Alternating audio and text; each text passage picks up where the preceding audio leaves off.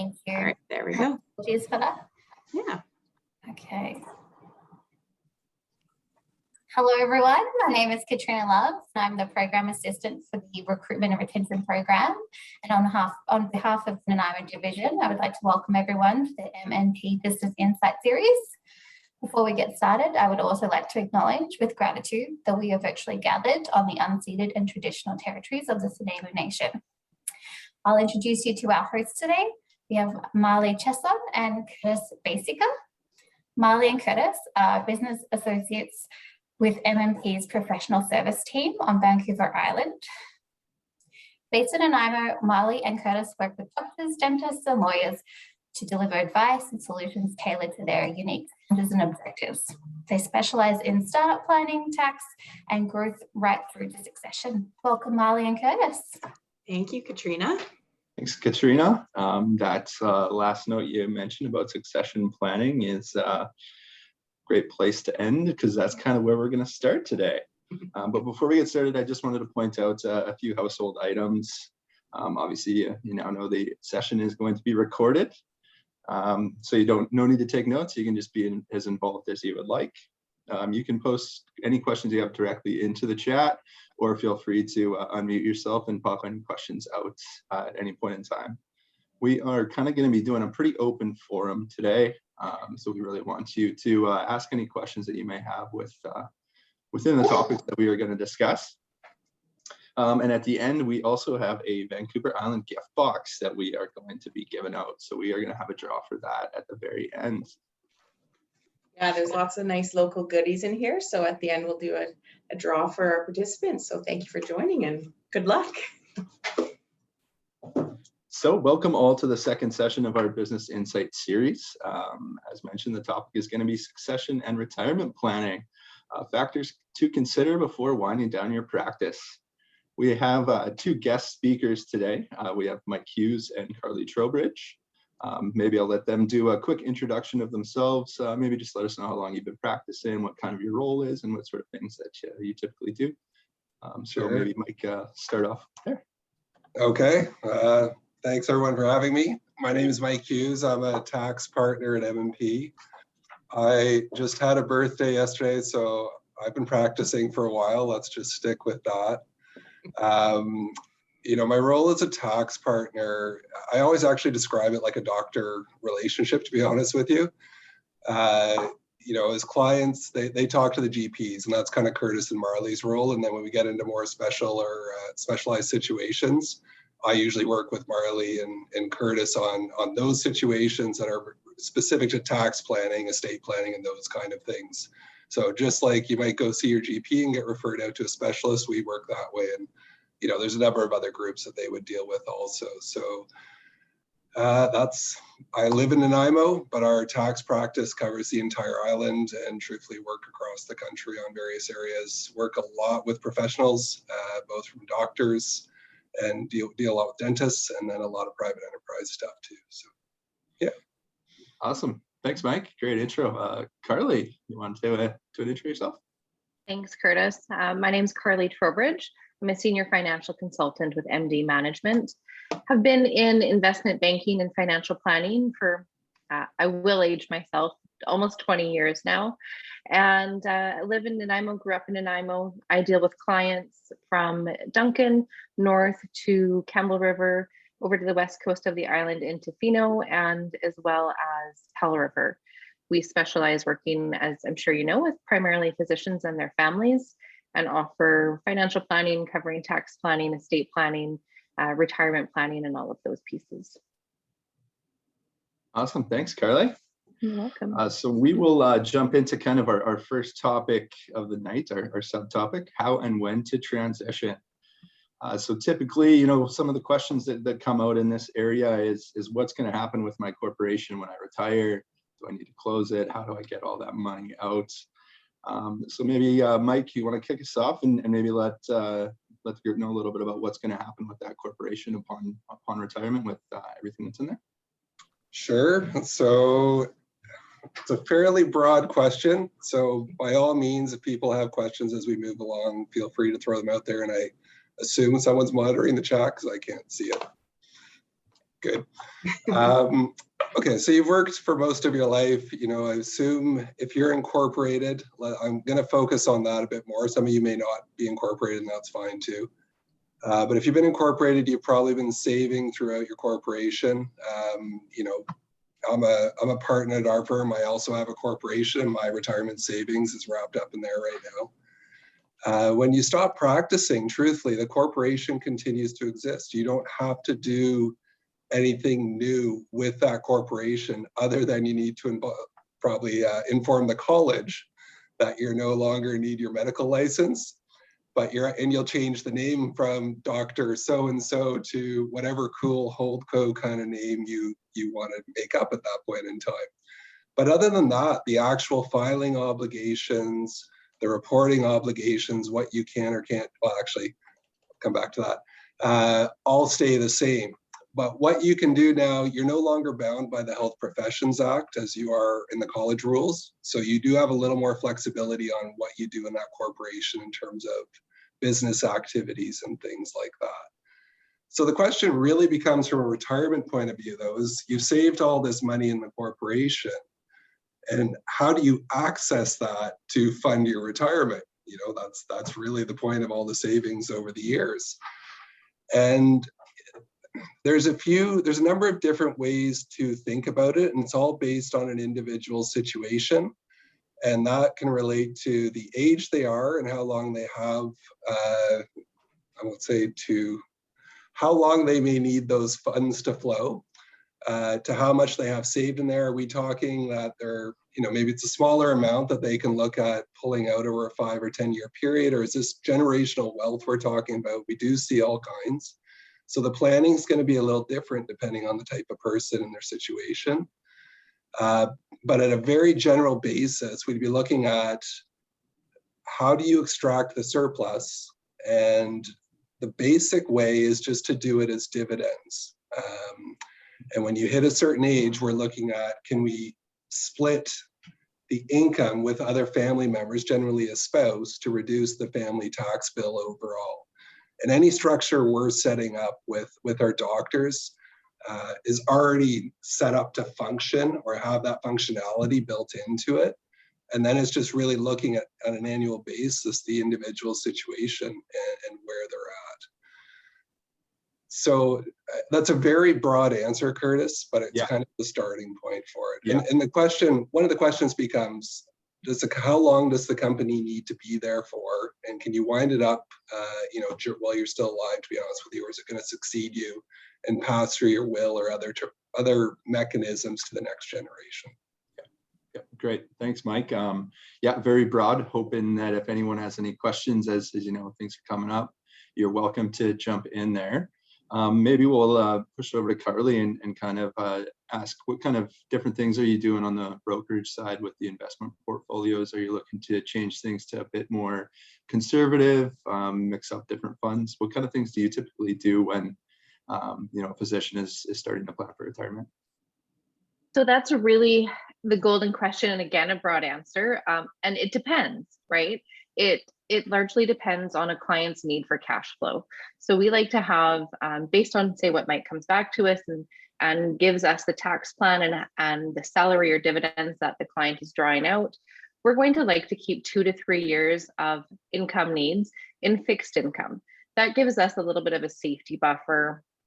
We know that those pieces of the investment portfolio aren't necessarily at the mercy of the markets. So whether or not that's real fixed income like GICs, term deposits, investment savings account, or just safety type of investments like bonds, that's really the only change that we would ever look at making once a client decides they want to retire. Our time horizon still remains the same. We still need those investments to last for hopefully 30 or more years. So typically we don't see a large change or shift in risk tolerance, but just knowing that we have that cash allocated for those first several years of income needs on hand. Great, awesome, thanks, Carly. I think that kind of gives a very broad overview of where things are going as you start to plan for this retirement. One of the common things that we see come up is, you know, how much cash flow do I need for my retirement? And that's obviously going to depend on individual factors, and how much money do you need to live per month or per year, and things are kind of factored and planned out that way is kind of the grasp I'm getting between the two of you. So if we are looking to say wind up a corporation, and you are about 65, no longer practicing or taking any wages out of the corporation, what kind of income mix are you typically looking at out of the corporation there, Mike? Sorry, so we're 65. Yeah, and there's nothing, no more wages coming out of the corporation. You're just trying to draw down that investments. Is there different ways that the income can come out of the corporation to you at different personal tax rates? Yeah, really, it'd be no different than when you were practicing. You're going to talk to the Carleys or the Barleys and the Curtises and Carly also, and say, how much do we need to live on? And then we're going to look at it on an annual basis and say, this is the best way to get it out, because tax rates change every year. But typically, once you've stopped practicing and you're sitting on, let's just, for the most part, portfolio securities or real rental properties or things like that, the way the income stream flows through the corporation, you're going to be receiving dividends, either as what we call eligible dividends or capital dividends. It's just the way that the tax mechanics work. And again, you're trying to smooth the income out over time generally, so that you're taking out what you need in that year to live on and taking advantage of what we call your marginal tax brackets, but picking that over a period of time so that your corporation isn't going into the next generation for the most part. Ideally, the corporation is kind of, all the surplus has been distributed before you pass. Now, there are other mechanics we can do. If, let's just say you wanted to buy a yacht, it was your time, you've worked your whole life. I just use yachts because clients always talk about yachts. I actually only know a couple of clients who have a yacht, but everyone seems to talk about them. So, 1 year you need a large sum of cash. Maybe COVID's over and you want to go do your dream trip and do a safari in Africa or any of those wonderful things. In those scenarios where you need large sums of cash in 1 year, there is different types of planning we can do to pull out that surplus at preferential rates. The reality is, every year we're looking at the budget to see, hey, is this planning still viable? And there is a budget coming out in about a month. So to date, we've been able to do it. Who knows by the end of March whether that type of planning will still be there. If that type of planning isn't there, there's other types of mechanisms, again, when you're pulling out large amounts from a corporation, that you can do using insurance or other mechanisms like that. Awesome. Thanks, Mike. One other thing to note on that is obviously one legislation that came in that really hit professionals is tax on that split income. As soon as you are 65 in the practicing physician, you can now start to split income equally with your spouse. So that helps to pull down that big investment pool a little bit quicker and smooth the tax brackets out between the two of you. Yeah, actually, Curtis, could I just pipe in on that one a little bit? Yeah, absolutely. Yeah, so that was obviously a hit to everyone, myself included. I have a wife who works, but I certainly would have loved to be able to split income with her a little more easily. But when you do retire, right now under the Health Professions Act and your college requirements, only the practicing physician can hold the voting shares. You guys are all aware of that. When you actually stop working or stop practicing and you give up your license, that restriction around who owns the voting shares no longer exists. So if you do retire before 65, there are ways we can change the structure of who the shareholders are to allow you to kind of work out of those TOSI, what we call the TOSI rules, and potentially split income a bit earlier. It's case by case, does require some reorganizations and stuff like that. But I just want to throw out 65 is a bright line test where you're good to go no matter what, but there is some planning that can exist before that. So. Great, thank you. Thanks, Mike.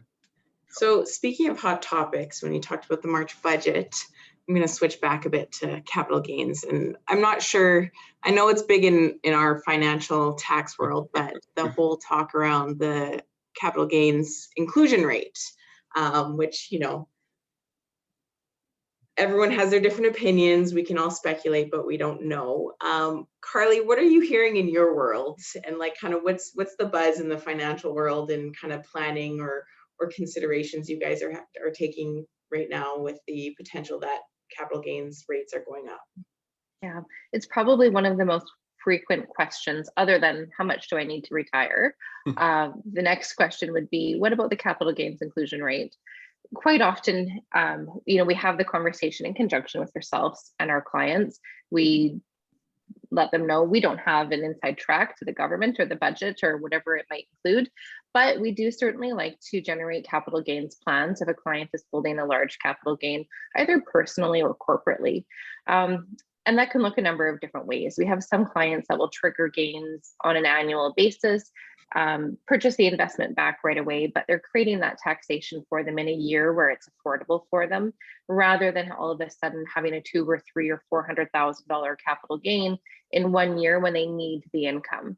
So that's a lot of planning we can do in consultant with the accountant and making sure that it works within their tax bracket, and hopefully triggering some of those gains while still managing an efficient investment portfolio. Perfect, thank you. Mike, yeah. What are your thoughts on the tax side of that hot topic? Yeah, I'm just laughing when you call the budget a hot topic. So I'm thinking of my kids right now, and I'm like, yeah, they might think something else is a hot topic, but in our world, it's super cool for sure.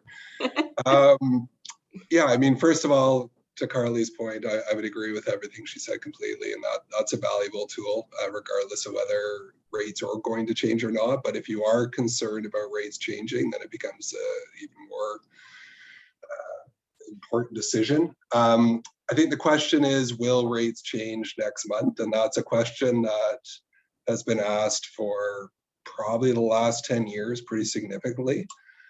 And the reality is there is a bunch of tax planning that's going on out there that if they change the rate, it would take it right. And the government doesn't like it, but they can't do anything about it right now, to be honest with you, just because they've tried to challenge it in the courts and lost every time.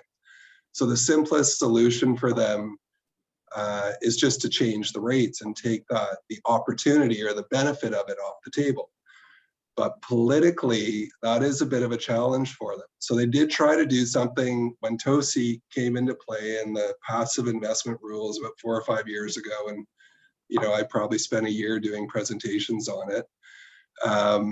So I'm sure most of you are aware of when those changes came into play.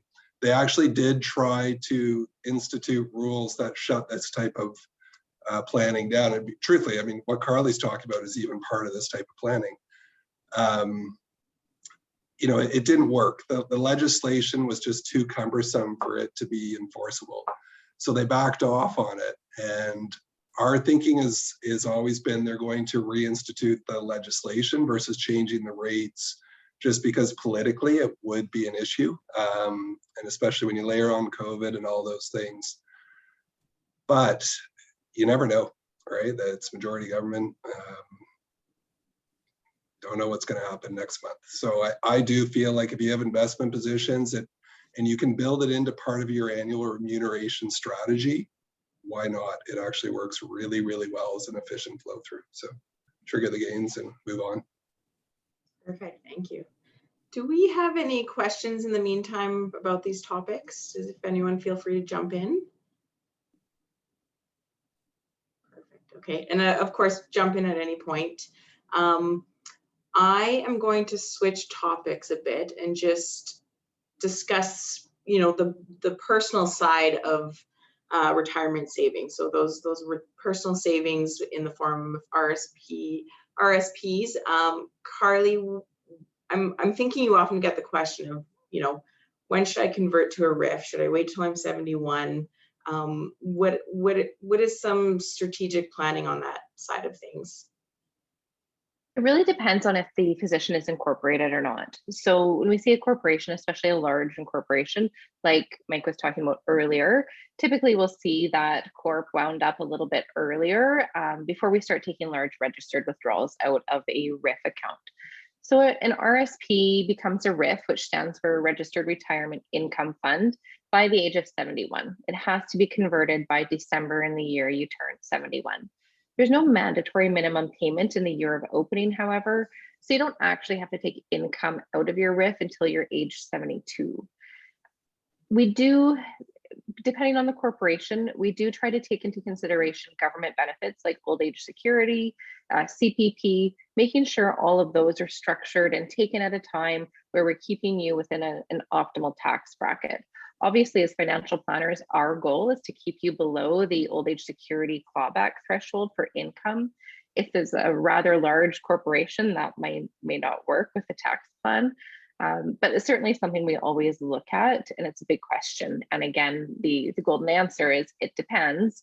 When a client retires, if they're not incorporated and their registered retirement savings plan is essentially the only retirement income they will have, we will typically convert it regardless of the age. If they have a corporation, then more often than not, we see the RIF opening delayed until the corp has had a large surplus taken out of it first. Perfect. Awesome, thank you. You're welcome. Yeah, and I think that's definitely on the tax side of things that we give similar messaging. If it's possible, avoiding that OAS clawback is the goal. It's not always possible depending on the amount of wealth, and as a practicing physician, being 65, collecting OAS, you're probably going to get some or all clawback. So there's definitely some planning opportunities to defer to 70. So that's definitely something to consider. Oh, Diane, you have your hand up? Yeah, it's a couple of these things. I don't really know what they are. So this OAS clawback, I don't know what that is. And I didn't know that RRSPs had to be converted into something else. So what's the difference between them and the next iteration?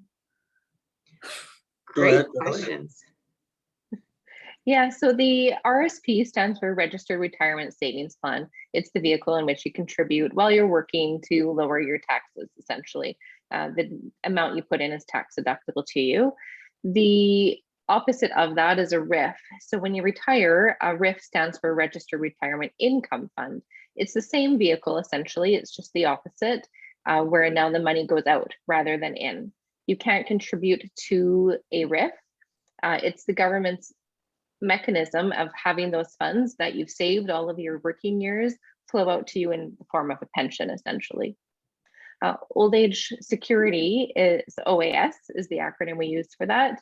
And there's a clawback level that is income tested. And Mike or Marley or Curtis can maybe speak a little bit more to this on the taxation piece. But essentially, there is a threshold income. If you earn above that, you three may know the amount for 2022. I don't have it yet. It's about, somewhere around 80,000. About 80,000. Yeah, kind of right in around that area. Once you earn more than 80,000, the benefit paid to you by the government is reduced. So it's a retirement benefit akin to CPP, Canada Pension Plan, that is based on residency for the number of years you've lived in Canada. Does that help answer those?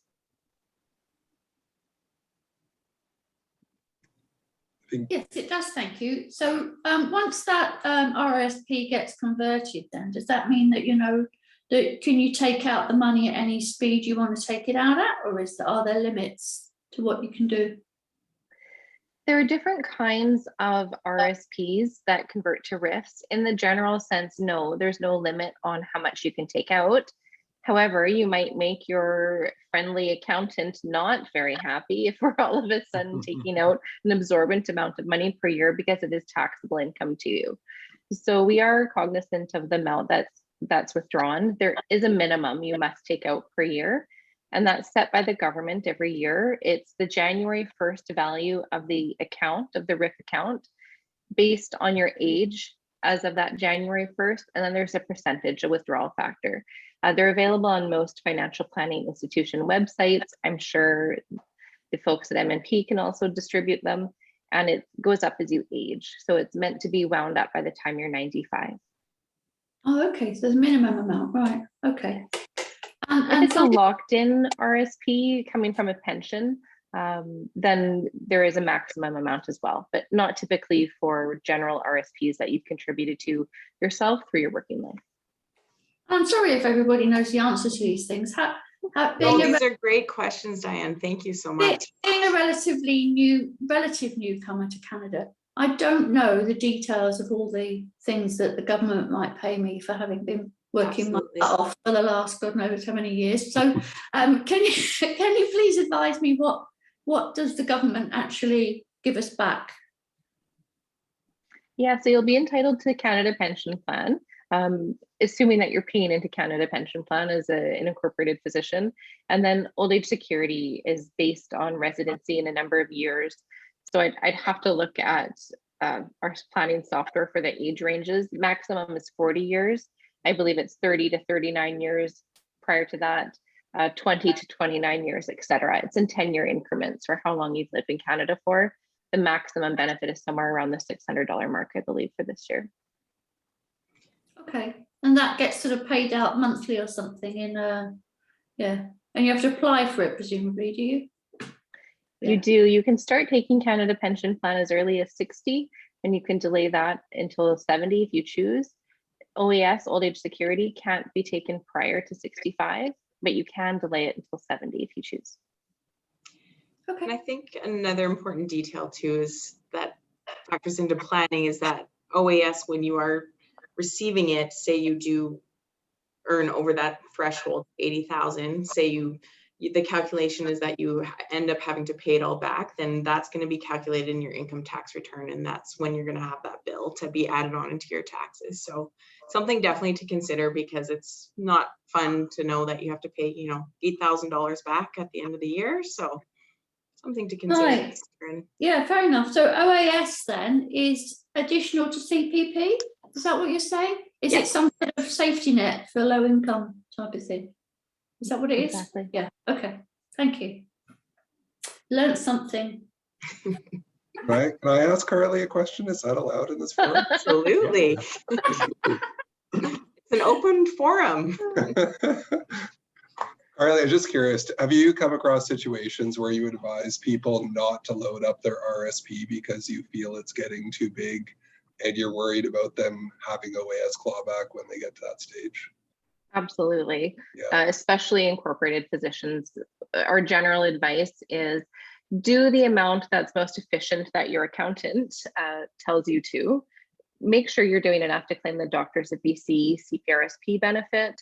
That's free money. We don't want to leave free money on the table. Beyond that, we typically don't see incorporated physicians maximizing their RSPs just because of exactly that, Mike. We're worried about too much in that account becoming taxable income, especially when there's a corp and we have both income streams coming out.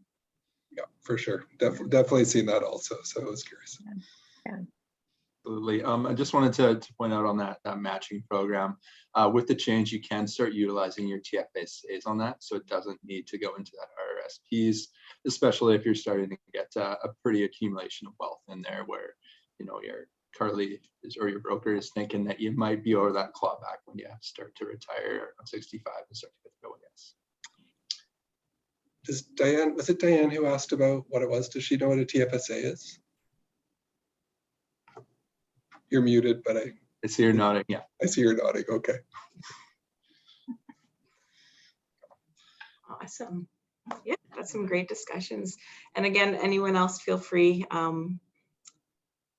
ask away any questions, even if they're a bit slightly off topic. We are here and we're happy to start a conversation. We've circled our topics around kind of the most common things we get asked in these roles from physicians that are planning to retire. But again, this is a broad spectrum. We got some great guests with lots of knowledge. So yeah, awesome. Yeah, I mean, since we were on the topic of the CPP and the OAS, obviously, Carly, you mentioned that you can start taking your CPP at 60 all the way up to age 70, and your OAS you can start at 65 and defer that to 70. What are some benefits of taking OAS earlier or later, or CPP earlier or later? Imagine it's kind of going to be a case-by-case situation, and depending on their income brackets. But what kind of recommendations do you usually have around that? Our first recommendation is to talk to your accountant. Well, to be honest with you. We really need to know where somebody is in their tax bracket to answer that. If we're looking at OAS clawback because we have a rather large corporation or an RSP, then we'll tend to delay. Well, we can wind those things up earlier. You know, there's costs involved with a corporation and keeping it. If we can wind it up and delay benefits and then keep those intact for later, that's great.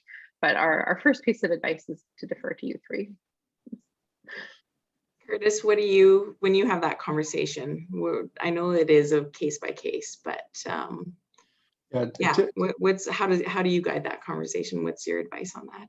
Yeah, typically depending on the wealth and the corporation itself, I would typically refer to defer the OAS until 70. CPP, I typically recommend at 65 to start receiving your CPP. And the reason for that is if you're still practicing, now you don't have to pay into CPP. So it's a bit of savings in the corp.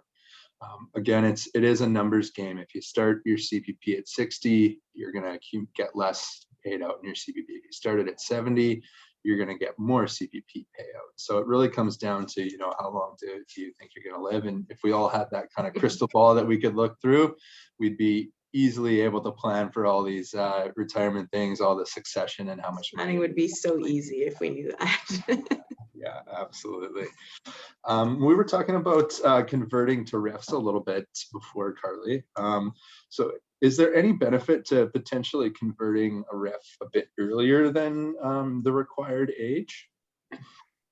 Once a physician retires, it kind of goes hand in hand with that CPP OAS conversation on when to take. So if a client is ready to take CPP and OAS, we generally find they're also ready to convert to the RIF. Essentially, it's beneficial to convert as soon as you need the income.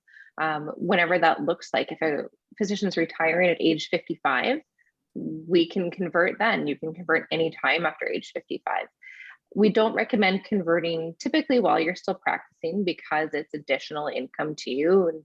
And unless you really have a reduced practice where now we're needing to fill an income gap, then maybe that's something we may look at, especially if there's no corporation.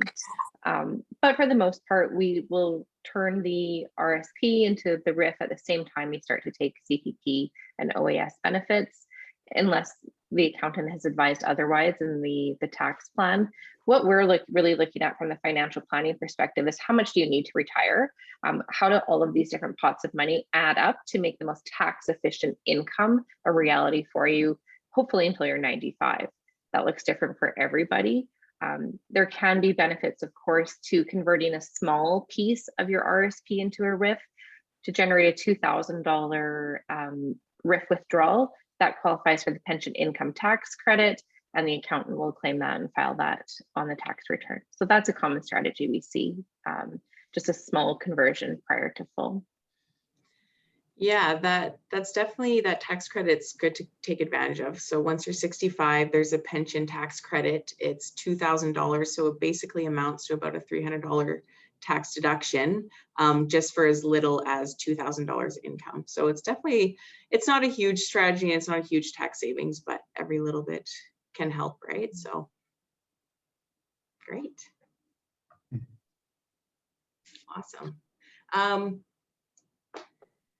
I guess too, if we want to circle back to kind of having a corporation, I think every doctor, physician might have a different mix of assets within that corporation.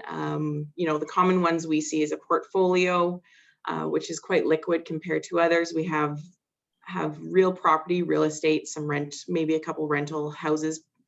And there can be sometimes a corporately owned insurance policy.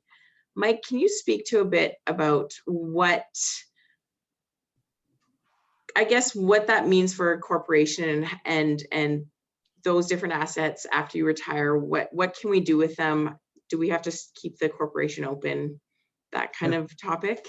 Yeah, sure. Why don't I take each one on its own, and then we'll move from there. So, you know, let's just say your corporation is full of marketable securities portfolios, very easy to deal with. Everything we've been talking about, you know, is you can kind of pull that out over a period of time. Ideally, that depletes the corporation, over your lifespan, and makes it real easy for your estate and kind of succession to the next generation.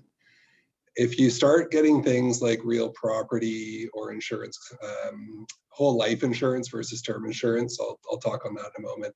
It does change that pattern a bit and how we do our planning. So when you're dealing with real property, what you have is an income stream from rent, and it's treated very similarly to getting income from portfolio securities. But what's different is if you're going to keep that around, it's a lot harder to get it out of the corporation versus selling small amounts of securities, pulling out the cash and rebuying them in your personal hands. You basically can't pull it out without a large tax impact. So then the conversation becomes more around, what is this property and what's it going to be used for long term, and are you going to sell it or is it going to survive you? Does it make sense maybe to pull it out of the corporation now, deal with the tax hit at one point in time, but make it easier for your estate? And the tax hit has a few layers. It's not just the income tax associated with it, but there's property transfer tax also associated with that. So that is a question mark. A lot of clients do that. And again, it comes back to what the property is being used for and where it may end up in the long term. Other properties they know they're going to sell it at some point. So you're really just, the corporation will sit around until that's sold. And then that's all converted into cash. And then you're looking at a plan of how do we wind up the corporation now. And it's usually a lot simpler in that context because you're sitting on cash. Most of it's going to get pulled out right off the bat, just to cover the tax bills associated with that and the way the tax mechanics work. So again, as Carly and I both said many times, it's an it depends question, but it's a really important one that they're looking at, and they understand what they're doing with that property, because when you get into an estate where that's passing through the terms of your will, the tax planning gets a little more complicated there. I'm not going to get into that right now unless people have specific questions, but I'll just put that out there. Now, when we're dealing with insurance, that's a different matter. So, as some of you may know, there's different types of insurance out there. At very simple terms, we're going to have term insurance, which is just something you pay in for a specific period of time, and you either use it or you don't, and then it falls off the table. And hopefully you don't need to use it. And then you have whole life policies, and those are different. Those are ones that you may have heard of. They generally have larger premiums. You pay into them for a period of time. They have what we call the death benefit, can be quite large, but they also have an investment component to it, and what we call a cash surrender value that can grow tax-free. So they're a very powerful tool in planning in certain scenarios. It's not for everybody, but when you get to certain stages, it can make sense. Now, those contracts, those insurance contracts are going to stay around up until you die, and they're going to be in the corporation, and there's a cost to transferring them out of the corporation depending on the amount they're worth and various factors. So the reality is, when you have those insurance contracts in either your professional corp or maybe you have a holdco and it's in there, it's a lot harder to wind those companies up before you pass. But when you die, then the death benefit gets paid out, and you use the proceeds at that point usually to wind up the corporation. It's a very efficient way of doing it. I won't get into the details again unless people have questions on that. And you wind up the corporation at that point, and the value is then passed to the next generation or through the terms of the will or to a foundation or whatever the case may be. Yeah, so it just sounds like everyone's situation is specific, and depending on the mix of assets and the types, then the life of the corporation could keep going, or it really depends on what's in there. So yeah, for sure. And really the purpose of the planning is, and I honestly, I can't see people on this call. It's too small and I don't have my own reading glasses. So I can't really get a demographic here. But for people who are kind of approaching retirement, you know, whether you're in your late 40s, early 50s, or you're moving into your 60s, this is really the time to start looking. If you have a company, this is the time to start looking at, okay, what is in here and planning for that. You can't do it too early. And the questions really do surround, okay, if I know this is effectively like a version of an RSP, and this is going to fund my retirement, then you don't have to worry about it too much, but you can set your plan to make sure the investments align with what you're trying to do, and Carly can help you with that. If you have the type of wealth or the type of investments which may last a lot longer and may grow so that you're moving into the next generation, then the conversation becomes a little bit different, because you move not just from retirement planning, but into estate planning and reducing estate taxes and kind of maximizing family wealth, and how does that all transition? So the planning surrounding that, there's a lot of similarities, but there are some differences that get tacked on. And at the risk of getting too complicated here, you may have heard of terms like family trusts or gifting of shares or things like that. You get into that type of planning, usually in the early 60s, if that's kind of the rate or the path that you're looking at. So hopefully that made some sense. Again, I can't see people's faces. Usually I see people's eyes and I know if they're glazing over, I've lost them and I go back. But right now you're all just little blips on a screen.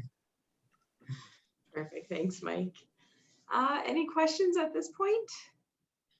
Yeah, it's John Klein here. Hi, John. I've got my medical clinic on a farm in Nanaimo, and planning to work till I'm probably about 70. And I'm wondering if my wife and I should make our two daughters partners on the farm. Would that be advantageous for saving tax when the farm is transferred?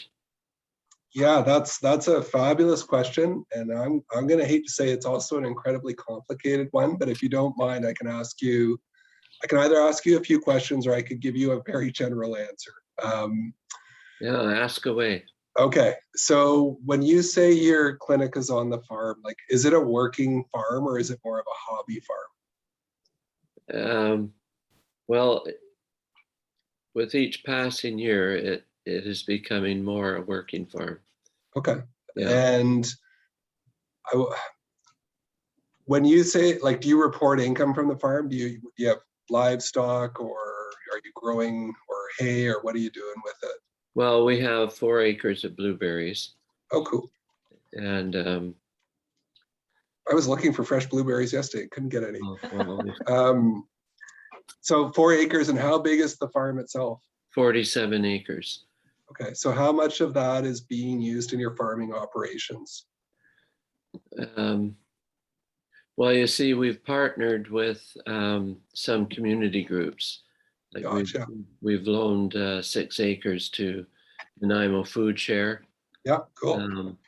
And we have a young farmer who does regenerative farming with animals to regenerate the land. Yep. So I would say probably half the land right now is being farmed. Okay, yeah, and one of the considerations there, though, is that it's not being farmed by you. So really, I'm going to talk I won't get into too much detail here, but when you're talking about passing farmland to the next generation, there are some very advantageous rules that allow you to transfer it at cost if you meet certain criteria. And by cost, I mean you paid X for the farm, and normally if you died, you have a deemed disposition of that land at fair value, and you pay tax associated with that. You know, the exceptions to that are if you have a principal residence. So that's one of Canada's greatest tax savings, and most people, their principal residence, you know, that passes to the next generation, no issues. The other is farmland. The issue is that the criteria to meet it are fairly restrictive, and just based on the info you have, you're not there quite yet. But that said, there could be an opportunity for you to do it if you structured it correctly.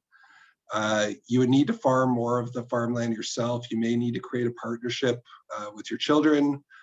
And there's a few other things, but you arguably could fall into that. And at that point, yeah, it can be incredibly advantageous to fall into those rules if you meet them. Hopefully that's enough to answer it. It's a very complicated factor. Part of my specialty is I deal with farmers and do a lot of this type of planning. Oh, And there are situations, it's funny, as a firm, we have a large agricultural practice, and I talk to my colleagues in Alberta or the prairies, and the questions that we face on the island where people farm 4 acres is very different than in the prairies where they farm, thousands and thousands of acres. So, right. but yeah, there is a possibility there for you. So I hear you saying that it would be an advantage to bring our daughters on as partners. Yes, there are some other criteria you need to meet, so that alone won't do it. But it's something you'd probably want to talk to your accountant on in a bit more detail and see how you can fall into those rules.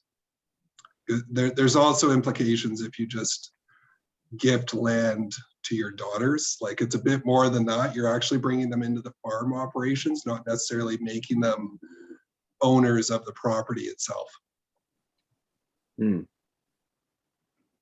Okay, well, thank you very much. Yeah, sorry, it is a complicated area, so I know you probably have more questions, but I am happy to chat with you after fact. It's probably a little more obscure for most people on the call, or you can talk to your service provider on it. Thank you. Yeah. Great question. Definitely very interesting topic. Yeah, for sure. Can get quite complex. I see a hand up. Paul, did you have a question? Yeah, thanks very much. And I really appreciated this. As you say, it's all on an individual basis. And you've talked a lot about corporations. Well, not incorporated, actually salaried, pensions, and a whole bunch of other things. I don't think that the general circumstances of coming to that retirement age are going to be that much different, where it's really tough to ascertain in advance what exactly do you need compared to what your income is. Having kind of gotten to that crux and maybe just over it at this point in time, what do you do when your income is exceeding what your actual expenses are? How do you start talking about estate planning, but that wasn't something that was built into sort of the previous thinking. Have you any suggestions or thoughts, or where do you direct your clients relative to what do you do with that additional amount that isn't currently being needed and may not be needed in the future based on the use of RIFs and pensions and everything put together? Carly, do you want to start, or? Sure. Yeah, Paul, it's actually fairly common. I have quite a few military physicians that are in the same position as you. Healthy pensions, maybe a decent sized RSP, but certainly exceeding their income need. So there are a few savings vehicles like the tax-free savings account that you can direct funds to, but of course that's limited. We have the $6,000 per year. Outside of that, it will depend on, of course, if you have children or not that you're hoping to pass an estate down to. So if there are no children, you're largely going to be saving yourself. If you've maximized your tax-free account, we'll direct savings to a non-registered, which is unfortunately taxable, investment plan. That will continue to accumulate your wealth. We unfortunately need to find a way to distribute that somewhere, whether it's during your lifetime for tax deductions via charitable giving. That's where we bring Mike into and Marlene Curtis into the conversation. What does that look like? We can also structure your will to have charitable giving bequests in it and benefiting the estate for taxation there. Typically, we would have our estate and trust advisors work alongside with the accountant to formalize an estate plan that really will maximize the benefits of charitable giving to the estate upon your death. It's also a fine balance, though, while you're living and minimizing taxes through giving as well. lots that we can do though. So, and again, happy to chat afterwards about it if you have more questions, and maybe Mike can weigh in on the tax piece of that as well. Yeah, sure. No, that's pretty much exactly what I would have said. I mean, Paul, first of all, I would say pat yourself on the back. That's a great position to be in, and better than the opposite position. So well done. You know, it's exactly as Carly said. If you have family who, when you're looking at your will, and I'm going to assume you've set up a will, and if you haven't, you should. You know, if you have beneficiaries of your will, you could start looking at gifting while you're alive and reducing. Actually, I'm going to step back half a sec, just to give you guys a quick 101 lesson on what happens when you die from a pure tax perspective only.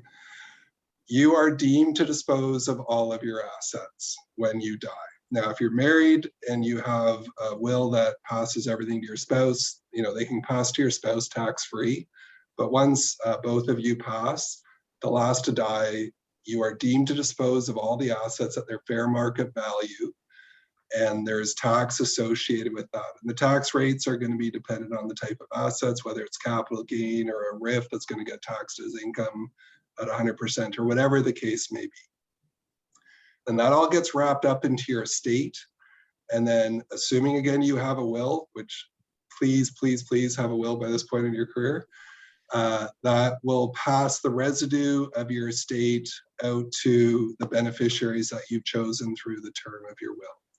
So now, Paul, back to your question. You are alive. If you have beneficiaries that you want to give that to and you know it's going to, hey, by all means, feel free to start giving it to them now. And there's tax efficient ways to do that. Cash won't have a tax hit, but maybe you wanted to give them some taxable securities for whatever the case may be. Obviously, you know, there's a lot of non-tax factors when you're gifting to the next generation. What's their age? Are they reliable? Are they married? You know, marital law, all those type of things go into it, but it is certainly one option. And then charitable giving absolutely becomes very popular in certain situations. And, you know, we've had clients who've set up foundations during their life to either gifting into different institutes that actually have kind of charitable foundations already established that they like to be involved with, versus, as Carly was also talking about, you know, do it through the terms of your will. So there's a lot of different mechanisms there. But Okay, thanks. or you could buy the yacht we were talking about. Yeah, or live indefinitely is the other solution, right? But also a great one. Thanks for Buy the Tesla, buy the yacht, spend the money. Yeah, exactly. No, great question, Paul. Yeah, I mountain bike, so I mean, I have no money because mountain bikes have just tripled in the last 2 years. So Agreed. you can buy me some mountain bikes. Yeah. Awesome. Yeah, if there aren't any more questions, we'll do one more quick open board. If anyone has anything else they wanted to bring up quick. Otherwise, we will move on to the next steps. So just really wanted to say thanks to Katrina for having us here, and thanks to all of you for coming to join us and listening to the topics and some great questions and information that just come out there.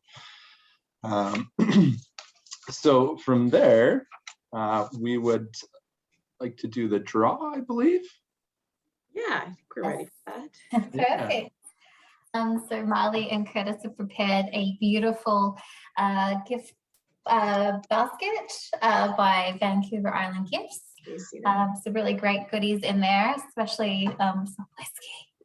Some whiskey, some coffee. We're just going to do a raffle now. So I'll share my screen to do a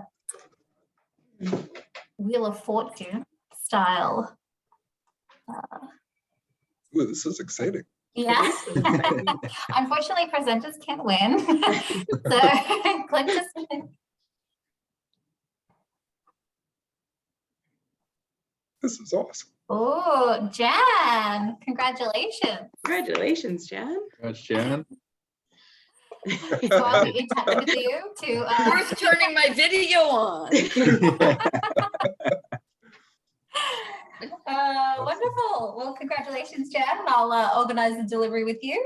And that concludes tonight's session. I just wanted to thank our guest speakers tonight. They did such a great job and some wonderful information came through. And of course, Curtis and Marley for hosting. And see you all next time. Yeah, we're gonna just put our information up there if you have any other questions. I know it is a very kind of case by case situation when it comes to planning for retirement and estate and all that stuff. So hopefully kind of our conversations and broad topics really got you kind of thinking about your own strategies and your own plans. So feel free to consult with your own advisors, or we are more than happy to have a conversation at any point as well. So thank you very much. Yeah, thank you guys. Thank you. Thank you very much. Thank indeed. you so much. Thanks, everybody. Helpful. Thanks, everyone. Thanks, guys. Bye now. Thank you very much.